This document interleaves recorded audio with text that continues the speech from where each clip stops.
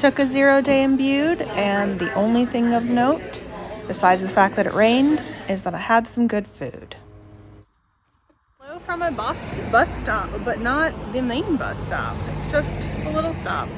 I'm going to take a bus north of here to a place called Morwenstow, I think. It is just this side of the Cornwall border, and I think it's about a half mile, maybe a quarter mile from the actual path. So I'm gonna take the bus there, and then I'm gonna walk back. So it should be about 12 miles total. I was originally gonna go a little further north, but the bus stop further north is about 2 miles from the actual path, so I'd have to road walk that. And then from the path here, it's like another 12. So I was gonna be doing around 14 miles, and that with almost 3,000 feet of elevation just seemed like a lot given the next couple of days I have planned. So I'm not actually going to see the Cornwall border sign, but I'm okay with it. And this sets me up to come back and do the North Devon chunk that I still have to do just fine. So makes a little bit more sense. Also, do you see my additional bug bites that have come out? Amazing, amazing.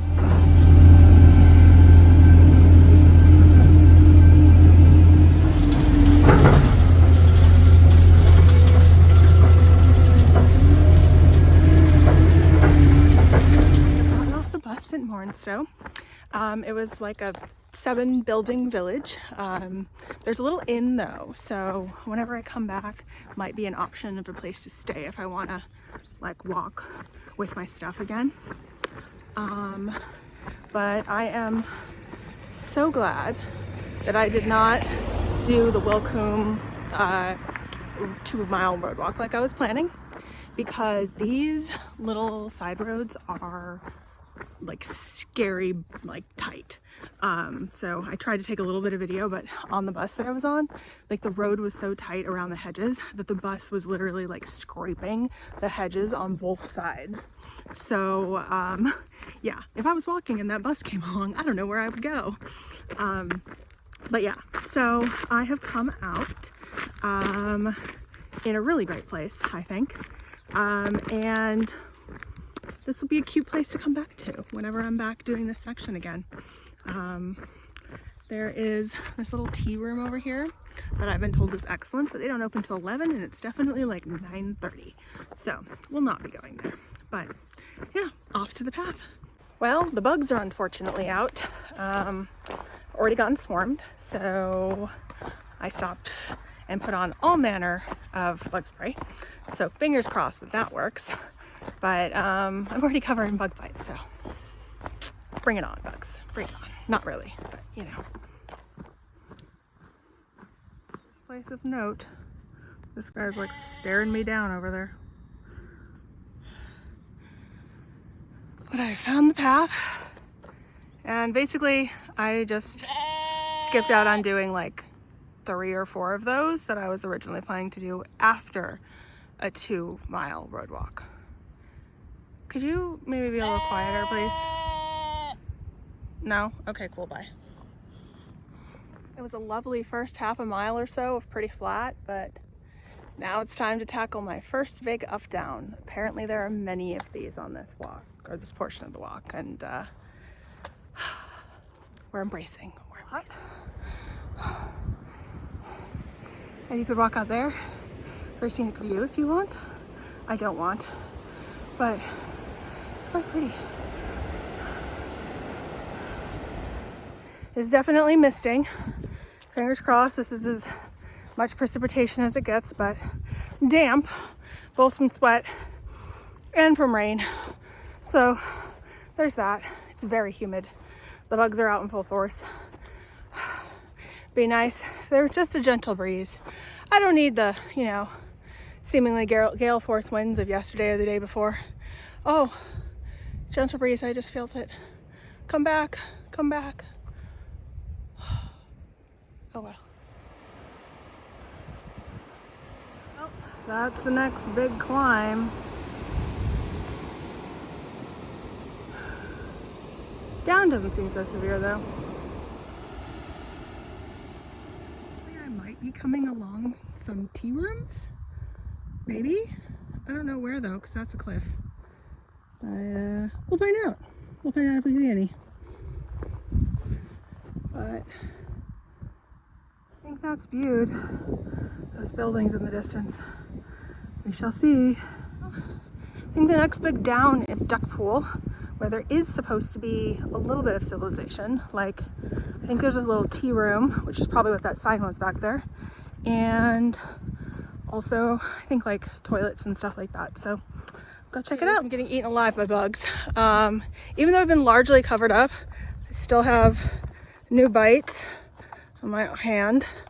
And I have bug spray on. So yeah, they're aggressive and there's not enough breeze to keep them away. So I'm glad that I shortened this hike, real glad. At first, I had a couple of clearly through hikers with their big packs stop and ask me about a water source.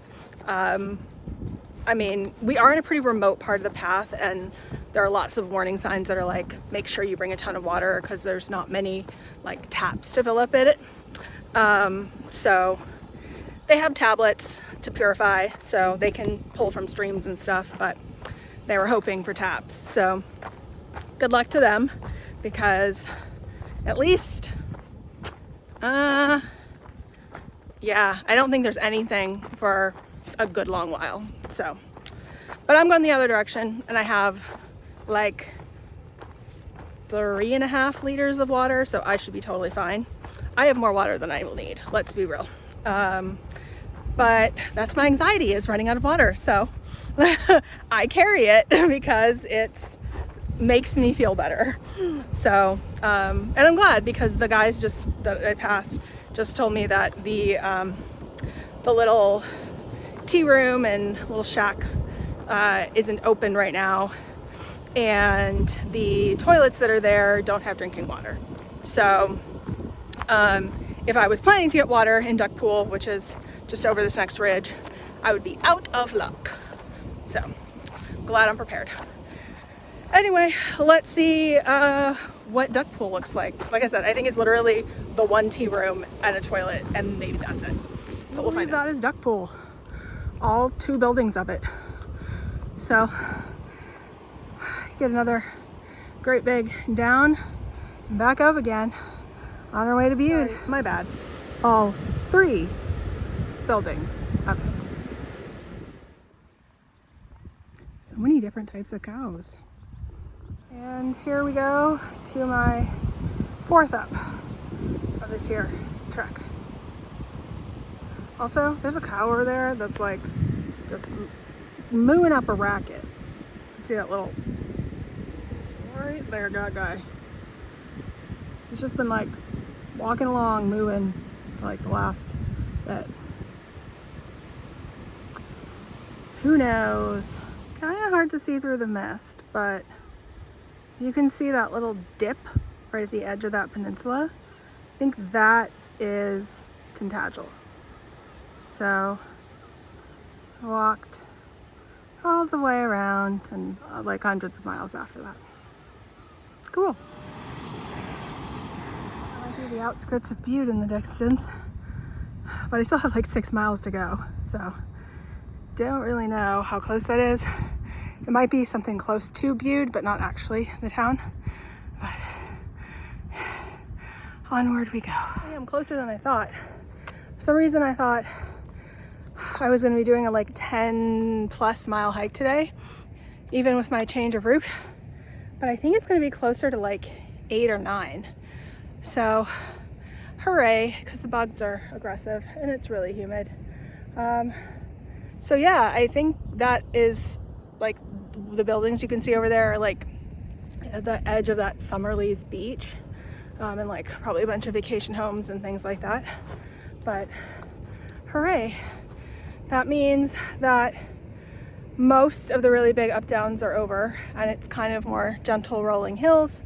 There's still elevation gain and loss, but less aggressively, I think. There might be one more big one, but we'll find out.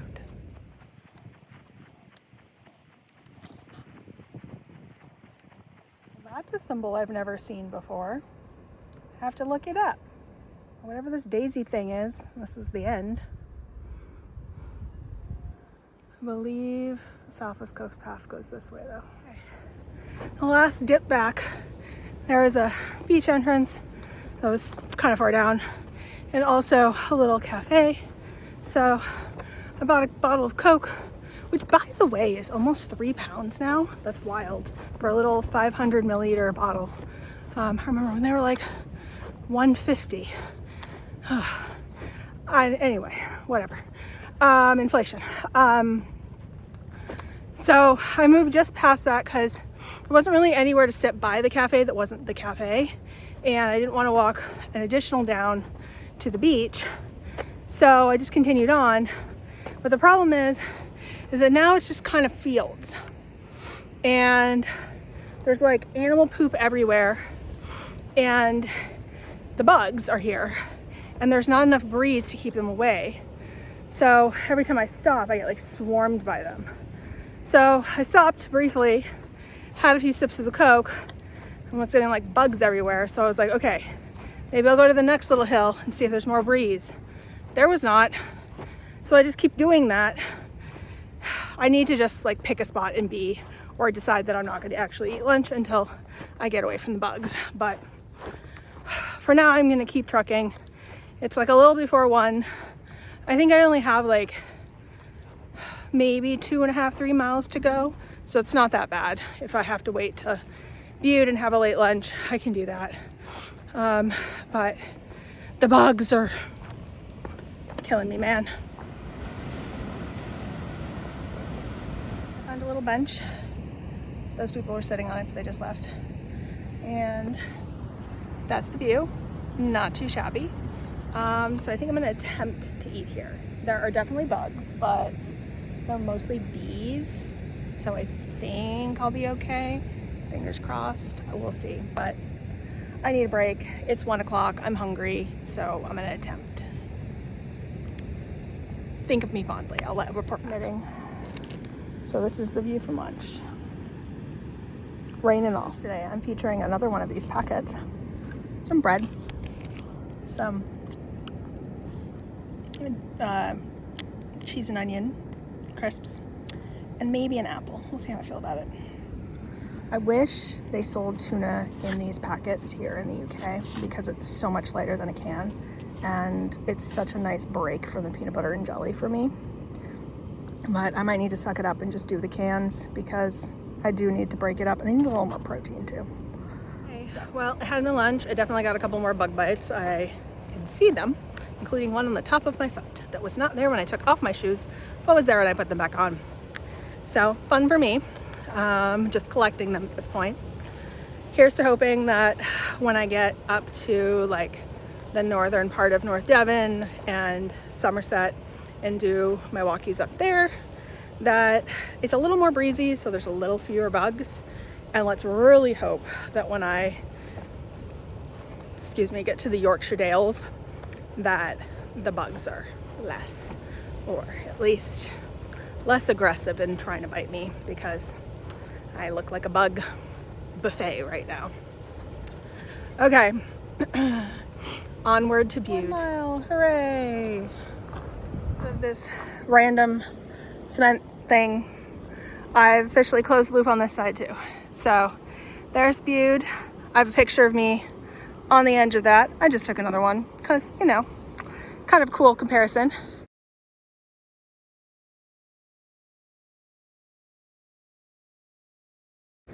And it turns out Morwenstow is only like 7 miles that way. I thought it was like 10. Oopsie. What that means is that by changing where I started today, I shaved off, I think, about, oh God, probably like 5 miles. 5 to 7 miles. That doesn't sound right. Probably like 5. I was probably gonna end up doing, I thought it was 14, but maybe it was really 12. But 2 of those miles were definitely road walking. And I'm so glad that I skipped basically all road walking. I think I had like 100 meters of road walking or something like that. It was totally fine. But this gives me a really good starting point for when I do this section up the coast So basically it will give me like under a mile of Cornwall still to do. And then I will be in North Devon, and I have all of North Devon up to Woolacombe. And then on the other side, I have a little bit that I'm gonna actually finish up in the next few days. So you will see that. And then there'll just be that little chunk. And then as for Cornwall, I finished just past Falmouth. So I was in Pendower Beach, which is like 7 miles past Falmouth. And so I have from there to Plymouth.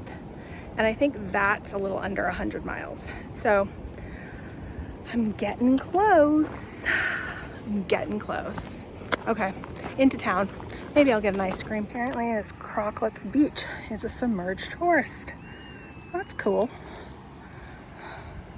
The coastline here is pretty dramatic. Like the way the rocks like come out like that. Kind of like cut the sand. I also love these like, I think they're called downs, or like these big rolling meadows.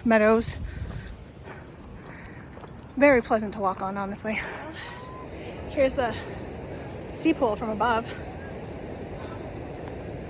Looks quite lovely, but the water's probably too cold. The seawater is at 14 degrees and my bare minimum is 16. And even then it has to be a warm day out.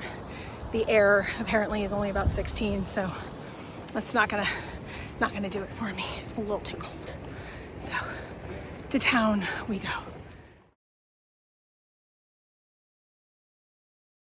Stopped at this little hut. I don't even know if you can see it behind me. And I got ice cream from something called Farmer Tom's. It's really good.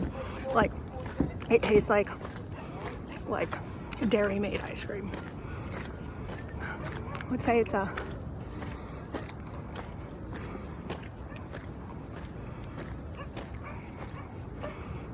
like a 9.5. It could be a little mintier for mint chip, but it's quite good.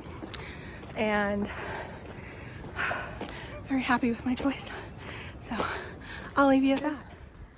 But they look like something out of Dr. Seuss. They're huge.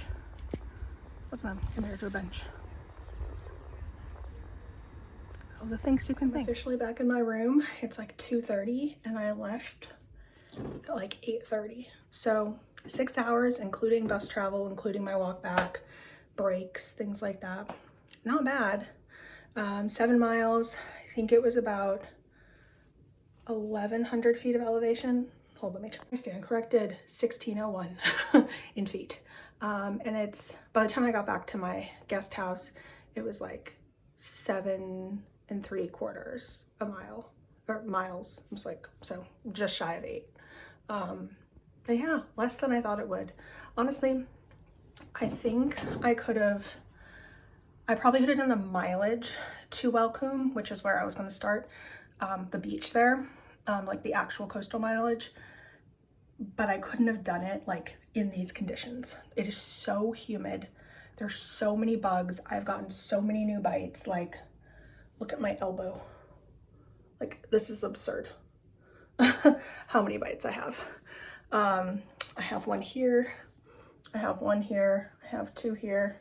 I just have them everywhere. And they're so many different types of biting bugs and stinging bugs and things like that. So, I'll be glad to leave this humidity. Hopefully it doesn't follow me where I'm going. It might. So I definitely could have done the actual mileage, I think, but I couldn't have done it in this weather. Like, I couldn't have dealt with the bugs for any longer than I did. And I couldn't have done a 2-mile road walk in the conditions that it would have been in, with the hedges and the really narrow road and like no way to like get past cars and stuff. So it just wouldn't have been safe. And now I have like a really good setup to continue on. So I'm happy with the choices that I made and glad you came along with me. This will be the end of walking in Cornwall for the summer. I do have a couple more days of walking on the Southwest Coast Path. So the plan is to go to Minehead and stay there. And then I'm going to do 2 days of walking between Minehead and Porlock and Linton, which is where kind of the furthest north I got last summer. so that I'll kind of close that up. So then all I'll have is from Woolacombe to Morwenstow, or Morwenstow. And I'll have a continuous line, which will be really cool. So we'll see what I do next, but first, shower. I decided that the best way to finish my time in Cornwall was fish and chips. This is actually the best I've had so far. And a Radler. I don't love apple cider, but this one's okay. It's a little sweeter. There's actually another version of this that I like even better that's even sweeter, but the cloudy is okay. Yeah, so this is gonna be my wise. I'm just gonna pack and get ready to roll tomorrow morning. I decided to take the proprietor, like the hosts of this guest house, advice into the train. It's like maybe 10 pounds more, but it's way less complicated. I was going to take a series of buses along the coast to get to Minehead. And part of it is that I kind of wanted to see the coastline and stuff, but if I come back next summer, the summer after, that's literally the coastline I'm going to be walking. So I'll save that for when I'm back again, and do the train inland. So I take a bus to the train and then another train and then another bus. So I'll still leave here at like 9 and I won't get to Minehead until like 1:30, but it's better than leaving here at like 9 and getting to Minehead at like 4. So it's probably a little safer too with all the connections and stuff I was gonna have to make. So that'll be tomorrow that you'll see, or next week, I guess. But thanks for coming along on walking the Southwest Coast Path in Cornwall for this summer. I will certainly be back in the future. And I'll see you in Somerset.